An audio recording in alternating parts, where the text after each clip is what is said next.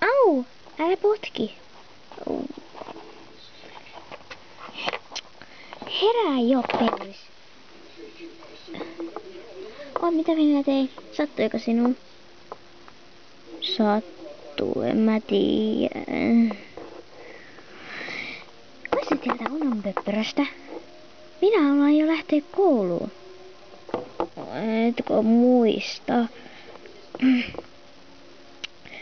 Tänään on lauantai. Mitä? Häpisetkö sinä? Katso kalenteria ääni.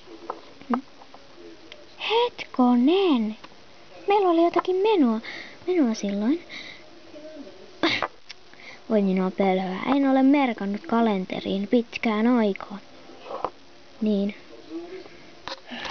Mutta ei se haittaa. Kaikki tekee joskus virheitä. No haittaa se. Mitä mä nyt teen? Miten mä merkkaan oikein kaikki päivän tapahtumat? Älä on noin touhottavainen. Nauti kerrankin lauantai-aamuista ja sunnuntai-aamusta. Nyt ei ole sunnuntai. Pölhö.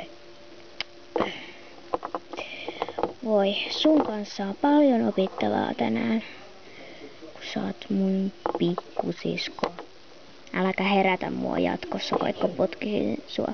Sano vaan, kun herään itse, että oot potkinut mua. Mä voin kyllä pyytää anteeksi. No kun se on ärsyttävää. Täytyy mennä vaihtamaan vaatteet.